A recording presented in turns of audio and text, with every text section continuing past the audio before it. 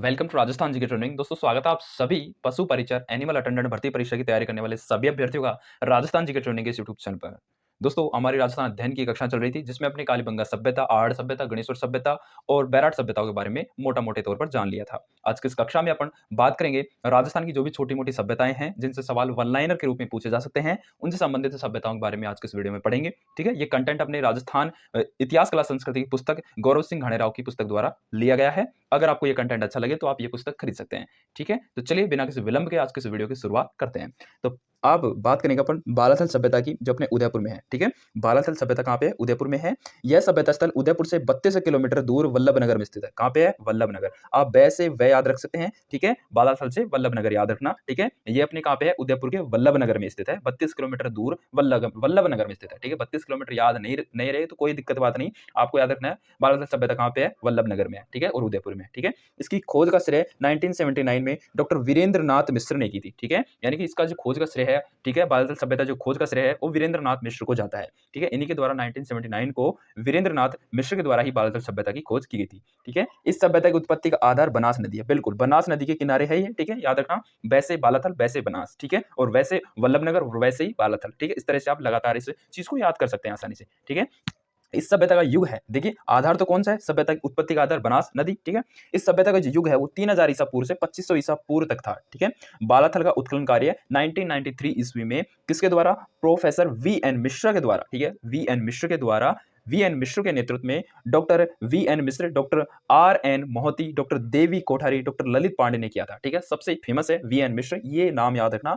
इसका जो उत्खनन कार्य है यानी खुदाई का जो कार्य है वो अपने वी एन मिश्र के नेतृत्व में हुआ था। ठीक है, चलिए अब यहां से क्या क्या प्राप्त हुआ था इसके बारे में देख लेते हैं। तो यहां से प्राप्त तांबे की मुद्राएं दूसरी शताब्दी की थी। ठीक है, ये आपको फेमस है और ये याद रखना है कि यहां से तांबे की मुद्राएं प्राप्त हुई थी जो अपने दूसरी शताब्दी की मानी जाती है। ठीक है, यहाँ के लोग तांबे के आभूषण पहनते थे। बालाथल राजस्थान का दूसरा सभ्यता स्थल है। ठीक है, यानी कि यहाँ के जो लोग थे वो तांबे के ज्यादातर आभूषण पहनते थे और बालाथल राजस्थान का दूसरा सभ्यता स्थल है जहां बैराट के बाद कपड़े के अवशेष मिले थे। बिल्कुल इंपॉर्टेंट है, याद रखना, बैराट में सूती वस्त्र के अवशेष मिले थे। ठीक है, लेकिन यहाँ से भी सूती वस्त्र के अपने को अवशेष देखने को मिलते हैं बैराट के बाद। आपसे प्रश्न पूछ सकता है सीधा सीधा कि बैराट के बाद वस्त्र यानी कि कपड़े के अवशेष कहां से प्राप्त हुए थे? तो आपको याद रखना है बालाथल। बालाथल कहां पे? वल्लभनगर उदयपुर में। ठीक है, डन, ओके। चलिए बात करते हैं अपन रंगमहल हनुमानगढ़ की। ठीक है, रंगमहल हनुमानगढ़ की बात कर लेते हैं। ठीक है, तो कालीबंगा की तरह ही रंगमहल को भी आपको याद रखना है। कालीबंगा के साथ साथ ही आपको रंगमहल भी पढ़ना है। ठीक है, क्योंकि उसी जिले में है हनुमानगढ़ में। ठीक है, तो बात करें तो यह सभ्यता स्थल सरस्वती नदी के पास स्थित है और कालीबंगा भी अपने सरस्वती नदी के पास ही थी, हनुमानगढ़ जिले में ही थी।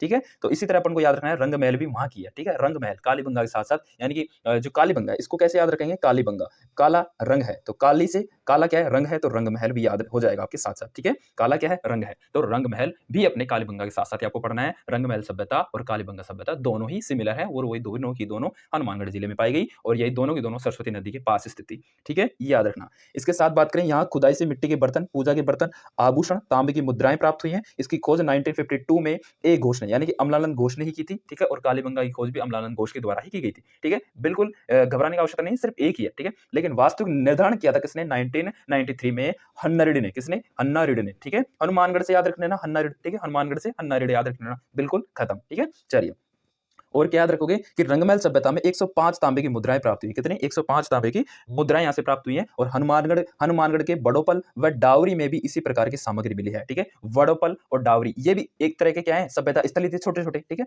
वहां से भी इसी तरह की सामग्री प्राप्त हुई है, यानी कि तांबे की मुद्राएं, ठीक है, तांबे के बर्तन कुछ इस तरह से प्राप्त हुए। तो रंगमहल हनुमानगढ़ याद रखना, ये आपको कालीबंगा के साथ साथ ही पढ़ना है इसको। ठीक है, चलिए बात करते हैं नौ है भरतपुर सभ्यता की। ठीक है, नौ सभ्यता की बात करेंगे, बहुत इंपॉर्टेंट सभ्यता है। ठीक है, तो यह सभ्यता स्थल भरतपुर से 6 किलोमीटर दूर आगरा रोड पर स्थित है। आगरा रोड याद रखो या ना रखो, सिर्फ इतना याद रखना कि नौ भरतपुर में है। ठीक है, नौ कहाँ पे? भरतपुर में है। ठीक है, यहाँ से चित्रित सलेटी व गैरू रंग के पात्र मिले हैं। यहाँ से 5 संस्कृति युगों के अवशेष मिले हैं, यानी कि 5 सांस्कृतिक युगों के अवशेष प्राप्त यहाँ से हुए हैं। ठीक है, यहाँ से तांबे के सिक्के, पाषाणकालीन, मौर्यकालीन अवशेष मिले हैं। यहाँ से ईसा पूर्व यानी 12वीं शताब्दी के लोहे का प्रयोग होता था। ठीक है, 12वीं शताब्दी में लोहे का प्रयोग होता था से यहाँ पे क्या मिले हैं, अवशेष अपन को प्राप्त हुए हैं। ऐसा जानने को मिला है कि यहाँ पे 12वीं शताब्दी में भी लोग लोहे का प्रयोग करते थे। ठीक है, तो आपको याद रखना है 9 कहाँ पे है, भरतपुर में है। इसके अलावा आपसे कुछ नहीं पूछेगा। 9 सभ्यता कहाँ की है, भरतपुर की है। ठीक है, चलिए अब बात करते हैं जोधपुरा। तो यहाँ पे लोगों में सबसे ज्यादा कंफ्यूजन यही होता है कि जोधपुरा सभ्यता को सुनते ही लोग क्या टिक कर देते हैं, भाई जोधपुर में होगी। नहीं, ऐसा बिल्कुल नहीं है। जोधपुरा सभ्यता कहाँ पे है,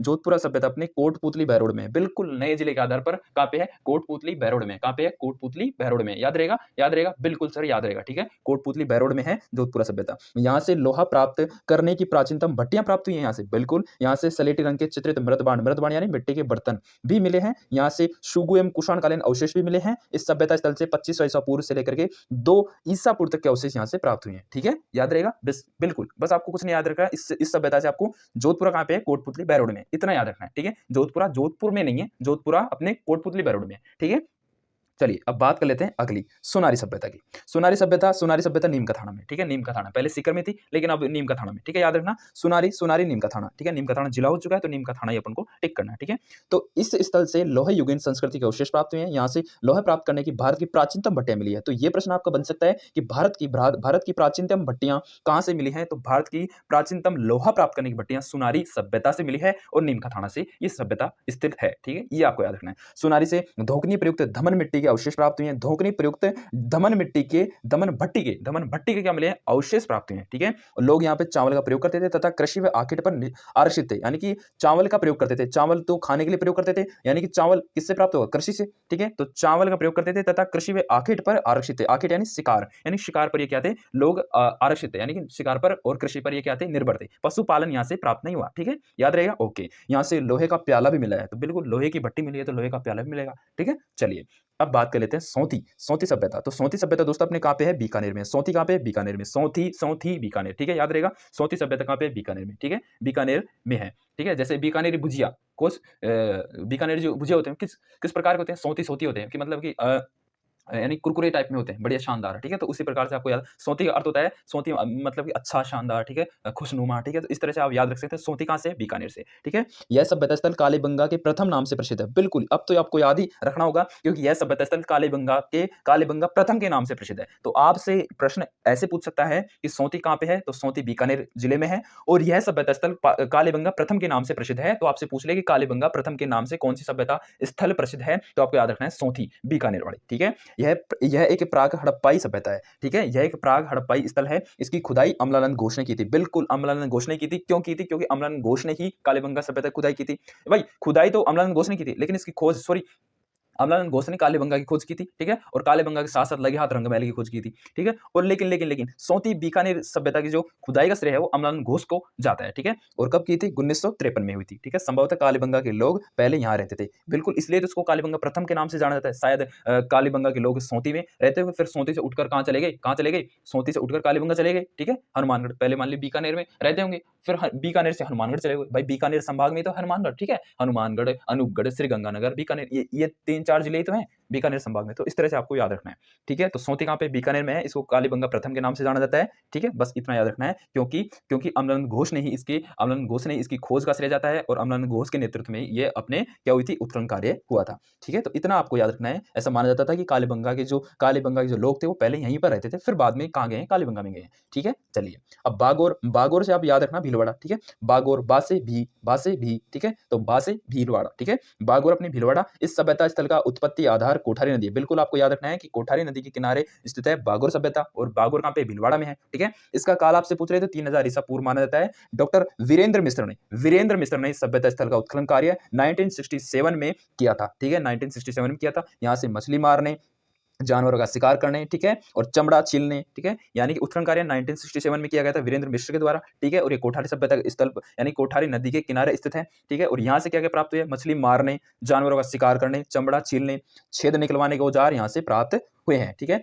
और भारत में पशुपालन के प्राचीनतम साक्ष्य बागोर से ही मिले हैं। बिल्कुल, अभी तक आपने पशुपालन पढ़ता है आए हो क्या, नहीं, अभी तक किसी भी सभ्यता में अपन को पशुपालन के साक्ष्य प्राप्त नहीं हुए, लेकिन यहाँ से अपन को पशुपालन के साक्ष्य प्राप्त हुए हैं। कहाँ से, बागोर भीलवाड़ा से। और यही इंपॉर्टेंट प्रश्न पूछा जाता है बागोर भीलवाड़ा से। ठीक है, बागोर भीलवाड़ा कोठारी नदी किनारे स्थित है। ठीक है, कुछ भी याद नहीं रखना, इससे संबंधित सिर्फ 3 प्रश्न याद रख लीजिए। बागोर सभ्यता कहाँ पे है, बागोर सभ्यता कोठारी नदी के किनारे स्थित है और भीलवाड़ा में है। ठीक है, 2 प्रश्न हो गए, और एक प्रश्न आपसे यहाँ से ये पूछ सकता है कि भारत में पशुपालन के प्राचीनतम साक्ष्य किस सभ्यता से मिले हैं? तो बागोर सभ्यता से मिले हैं, भीलवाड़ा से मिले हैं। ठीक है, और यहाँ के उत्खनन स्थानों को महासतियों का टीला कहते हैं। एक प्रश्न ये भी पूछ लेना, ये भी याद रख लेना कि महासतियों का टीला किस सभ्यता को कहा जाता है? तो बागोर सभ्यता को कहा जाता है। बागोर सभ्यता को महासतियों का टीला कहा जाता है। ठीक है साथियों, चलिए अब बात करते हैं नेक्स्ट सभ्यता की।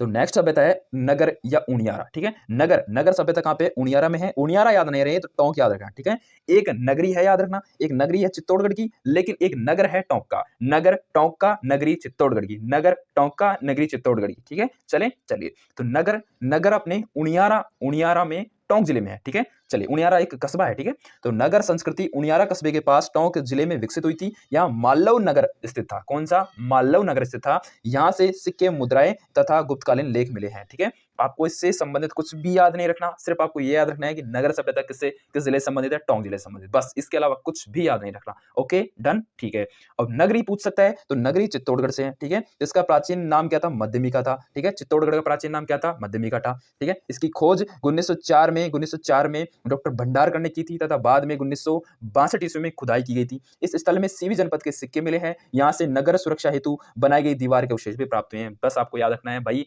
नगर टोंक में है, नगरी चित्तौड़गढ़ है। बस इससे संबंधित यही दो प्रश्न आपको याद रखने हैं, नगर टोंक, नगरी चित्तौड़गढ़, नगर टोंक, नगरी चित्तौड़गढ़। ओके, चलिए नेक्स्ट है दोस्तों रैंठ। रैंठ व नैनवा नगर टोंक। ठीक है, रैंठ भी याद रखना। रैंठ कहाँ पे है? नगर टोंक में। ठीक है, रैंठ कहाँ पे है? नगर में है, और नगर कहाँ पे है? टोंक में है। रैंठ कहाँ पे है? ठीक है, रैंठ सभ्यता आपसे पूछ सकता है टोंक। ठीक है, इसे प्राचीन भारत का क्या कहा जाता है? टाटा नगर कहा जाता है। याद रहेगा, रैंठ सभ्यता नगर टोंक में है। ठीक है, इसे प्राचीन भारत का टाटा नगर कहा जाता है। टाटा नगर कहा जाता है। ठीक है, क्यों कहा जाता है? आगे बात करेंगे। इस स्थल से मालव जनपद की मुद्राएं व लोह सामग्री का विशाल भंडार प्राप्त हुआ है, इसलिए इस सभ्यता को प्राचीन भारत का टाटा नगर कहा जाता है। 2007 ईस्वी में यहाँ से सिक्के का भंडार प्राप्त हुआ था, इसलिए इसको कहा जाता है भारत का प्राचीन टाटा नगर। टाटा यानी टाटा नमक नहीं, टाटा यानी लोहे की सामग्री। ठीक है, डन। ठीक है, इतना याद रखना है। प्राचीन भारत का टाटा नगर आपसे पूछ सकता है किस सभ्यता को कहा जाता है? तो रैंठ को कहा जाता है। ठीक है, रैंठ नगर टोंक वाली।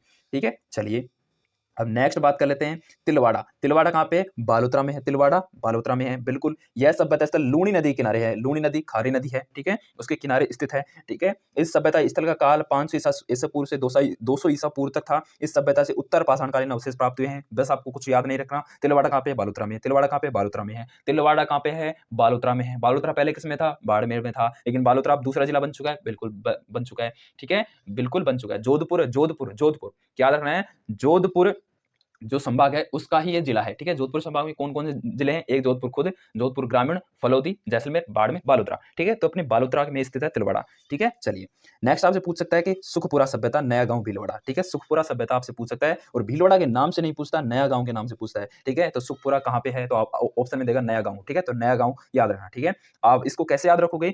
आप इसको इस प्रकार से याद रखना। कैसे याद रखोगे? देखिए भाई, अपन जब कोई नया गांव में जाते हैं, तो अपन को किसकी प्राप्ति होती है? सुख की प्राप्ति होती है। किसकी? सुख की प्राप्ति होती है। सुख यानी सुख, खुशी की प्राप्ति होती है। तो सुखपुरा कहाँ पे? नया गांव में है। ठीक है, और नया गांव कहाँ पे? भीलवाड़ा में। यहाँ से 1000 वर्ष पुराना भूमिज शैली का परमार वंशीय विष्णु मंदिर प्राप्त हुआ है। बिल्कुल दोस्तों, 1000 वर्ष पुराना भूमिज शैली का, शैली होती है अलग अलग शैली। ठीक है, अलग अलग शैली होती है, जैसे भूमिज शैली हो गई, और दक्षिण भारत की शैली, उत्तर भारत की शैली। ठीक है, इस प्रकार से अलग अलग शैली होती है। ठीक है, उनमें मंदिर बनाए जाते हैं। ठीक है, तो परमार वंशीय विष्णु मंदिर प्राप्त हुआ है। ठीक है, परमार वंशीय विष्णु मंदिर प्राप्त हुआ है सुखपुरा नया गांव से। ठीक है, जो संभवतः सबसे पहला विष्णु मंदिर है। बिल्कुल बिल्कुल बिल्कुल। अब तो यहाँ से ये बात भी आपको याद रखनी है। क्यों? क्योंकि संभवतः सबसे पहला विष्णु मंदिर अपने कहाँ पे मिला है? सुखपुरा नया गांव में। ठीक है, ऐसा माना जाता है क्योंकि 1000 वर्ष पुराना है। ठीक है, चलिए अब लास्ट एंड फाइनल याद रखना, पारेवार सानुगांव जैसलमेर वाला। ठीक है, अब पारेवार सभ्यता सानुगांव में है और जैसलमेर जिले में है। ठीक है, यहाँ से चूहे के दांतों के प्राचीनतम जीवाश्म खोजे गए थे। यहाँ से जो 9 से लेकर के 14 करोड़ वर्ष पुराने हो सकते हैं, जो विश्व में सबसे प्राचीनतम जीवाश्म है। ठीक है, आपसे इस तरह से प्रश्न पूछेगा कि विश्व का सबसे प्राचीनतम जो जीवाश्म है वो किस जिले की सभ्यता से खोजा गया था? तो जैसलमेर जिले की पारेवार सभ्यता से खोजा गया था। ठीक है, मोटी और है, उसको भी देख लेते हैं। तो इसमें आपसे क्या पूछेगा? इसमें आपसे पूछेगा कि डडीगर अपने अलवर में है। यहाँ से क्या हुआ है? यहाँ से 5 से 7 हजार वर्ष पुराने शैल चित्र मिले हैं। इस स्थल को बड़ राइडर रोक पेंटिंग प्राप्त हुई। यहाँ से इस स्थल से क्या प्राप्त हुई है? बड़ राइडर रोक पेंटिंग प्राप्त हुई है। ठीक है, बड़ राइडर रोक पेंटिंग प्राप्त हुई है डडीगर अलवर जिले से। ठीक है, गिलुंड सभ्यता पूछ रहे, तो गिलुंड अपने राजसमंद में है। गिलुंड कहाँ पे है? राजसमंद में है। यह सभ्यता स्थल बनास नदी के तट पर विकसित हुआ तथा यहाँ से ताम्रयुगीन सभ्यता के अवशेष मिले थे गिलुंड राजसमंद में। ठीक है। नलियासर आपसे पूछ सकता है, तो नलियासर सांबर, ठीक है। सांबर कहाँ पे? जयपुर। तो यहाँ से ब्राह्मी लिपि की मोहरें प्राप्त हुई हैं। इस स्थल में प्रतिहार कालीन मंदिर के अवशेष भी प्राप्त हुए थे, ठीक है। आपसे पूछ सकता है चंद्रावती कहाँ पे? तो बारां जिले में है, चंद्रभागा नदी के किनारे, ठीक है। इस स्थल से 11वीं से लेकर के 12वीं शताब्दी के अनेक मंदिरों के ध्वस्त अवशेष मिले हैं, यानी कि मंदिर टूटे हुए मंदिर मिले हैं, ठीक है, टूटे फूटे मंदिर मिले हैं। खानपुरा पूछ ले तो झालावाड़ में, यह हाड़ौती का सर्व प्राचीन सभ्यता स्थल है। यहाँ से नदी घाटी के अवशेष प्राप्त होते हैं खानपुरा झालावाड़ से, ठीक है, ठीक है। खुदुबरा कोटा पूछ सकता है, खुदुबरा कहाँ पे है? कोटा में है। यहाँ से 12वीं शताब्दी का प्राचीनतम शिव मंदिर मिला है, तो याद रखना। तो 12वीं शताब्दी का प्राचीनतम शिव मंदिर किस सभ्यता स्थल से मिला है? तो खुदुबरा कोटा जिले से मिला है, ठीक है।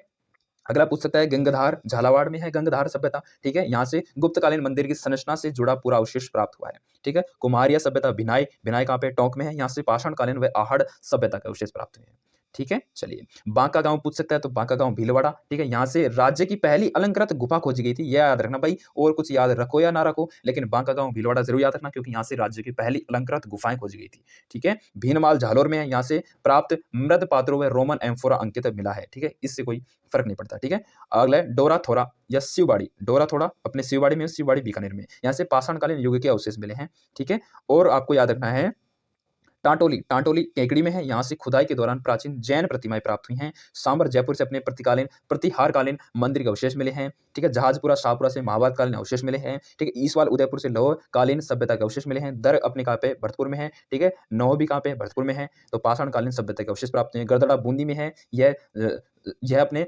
झाझा, ठीक है, झाझा नदी के किनारे विकसित हुई थी गड़दड़ा, ठीक है। और भानपुरा कोटा में यहाँ से शैल चित्र खोजे गए थे, ठीक है। तो बस इतना ही आपको याद रखना है। ये अपनी छोटी-मोटी थी, जो अपने बिल्कुल काम नहीं आती, लेकिन क्या पता पूछ ले, ठीक है भाई। तो इस तरह से आपको 1-2 बार इस वीडियो को और देखना है, आपको कंप्लीट काम हो जाएगा, ठीक है। तो ये थी अपनी राजस्थान की बची-कुची सभी सभ्यताएँ आ चुकी हैं, ठीक है, इस वीडियो के अंदर छोटी-मोटी जितनी भी थी, ठीक है। और 2 वीडियो में अपन ने 2 या 3, हाँ, 2 वीडियो में अपन ने जो मोटी-मोटी सभ्यताएँ स्थल थी राजस्थान की, ठीक है, जैसे कालीबंगा हो गई, गणेश्वर हो गई, बैराट हो गई, आहड़ हो गई, ठीक, उनके बारे में अपन ने बिल्कुल डिटेल से बात कर ली थी, क्योंकि वहाँ से प्रश्न बनने की संभावना अधिक रहती है। तो इसलिए आपने अगर वो वीडियो नहीं देखी, तो अभी आपकी 2 वीडियो आपके सामने प्रस्तुत हो जाएगी, उन पर क्लिक करके आसानी से देख सकते हैं, ठीक है। कैसी लगी आपको ये मेरी पहल? नीचे कमेंट के माध्यम से ज़रूर बताकर जाना। थैंक यू, धन्यवाद।